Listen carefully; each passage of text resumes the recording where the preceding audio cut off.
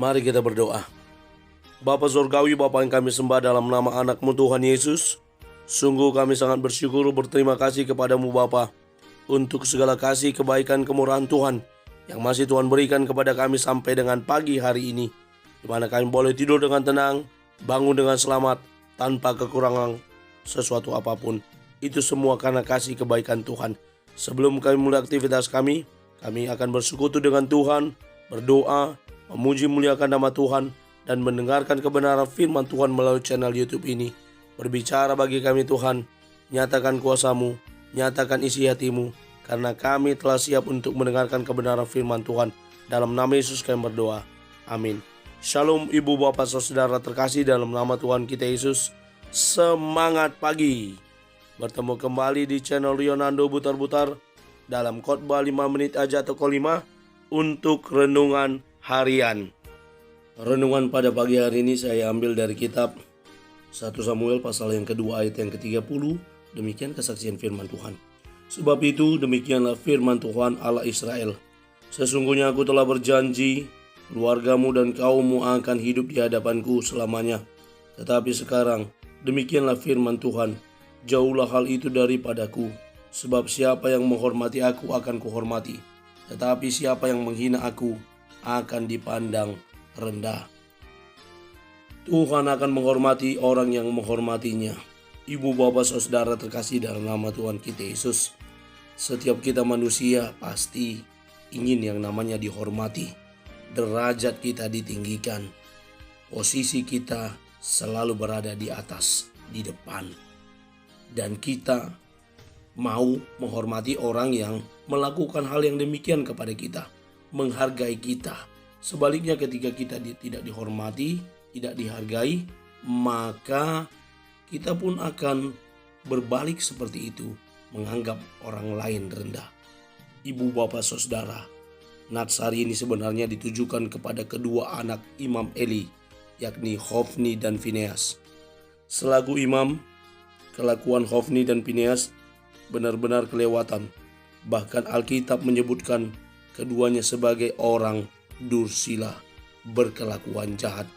Mereka telah menyalahgunakan jabatannya sebagai imam hanya untuk memuaskan hawa nafsu dan keinginan daging mereka. Sementara Imam Eli ayah mereka selaku imam besar tetap saja bersikap lunak, lembek, dan tidak mendisiplin anak-anaknya dengan keras. Padahal ia melihat dengan mata kepalanya sendiri perbuatan anak-anaknya. Selaku imam besar, seharusnya ia berwenang memecat mereka dari jabatan sebagai imam. Kisah ini menunjukkan bahwa umat Israel sudah tidak lagi menghormati Tuhan dan menganggap remeh kekudusannya. Padahal firman Tuhan berkata, hendaklah kamu kudus, menjadi kudus di dalam seluruh hidupmu, sama seperti Dia yang kudus, yang telah memanggil kamu. Sebab ada tertulis, kuduslah kamu sebab aku kudus. 1 Petrus pasal yang pertama ayat 15-16. Tetapi begitu menghadapi situasi genting dan terdesak, mereka baru teringat kepada tabut perjanjian Tuhan. Mereka mencari Tuhan dan memanfaatkan Tuhan hanya sebagai pemenuh kebutuhan belaka. Namun mereka justru sebaliknya, murka Tuhan datang. Akibatnya mereka mengalami kekalahan yang memalukan dan mencundangi bangsa Israel, yakni orang-orang atau bangsa Filistin. Inilah jika hanya memanfaatkan Tuhan pada kebutuhan terdesak saja.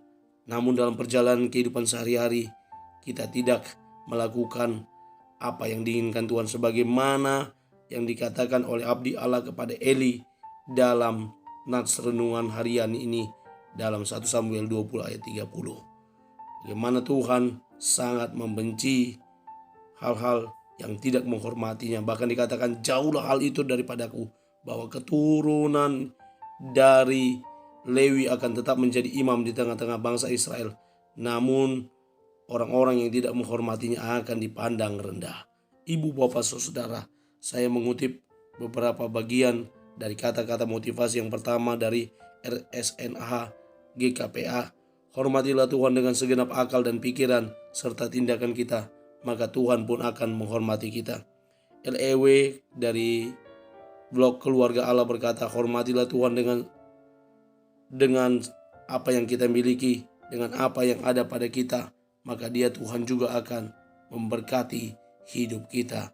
Mari kita hormati Tuhan dalam setiap pelayanan, dalam setiap ibadah kita, termasuk dalam kelakuan hidup kita sehari-hari. Terpuji nama Tuhan. Amin. Kita bersatu dalam doa.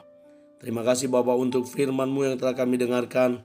Mampukan kami untuk menjadi para pelaku kebenaran firman Tuhan, yang boleh terus bertumbuh di dalam firman Tuhan, menghormati Engkau sebagaimana Engkau adalah Tuhan dan Raja dalam hidup kami. Karena itu Tuhan, mampukan kami untuk menjadi para pelaku kebenaran firman Tuhan, yang boleh belajar untuk terus melakukan kebenaran firman Tuhan. Terpuji nama Tuhan. Kami berdoa terus untuk teman-teman yang senantiasa komit dengan channel YouTube ini, mendengarkan melalui renungan harian. Tuhan yang memberkati hidup mereka, menjaga, memberkati mereka. Terpuji nama Tuhan. Kami akan mulai hari kami dengan mengandalkan Tuhan. Dalam nama Yesus kami sudah berdoa dan mengucap syukur. Amin. Selamat beraktivitas. Tuhan Yesus memberkati. Shalom.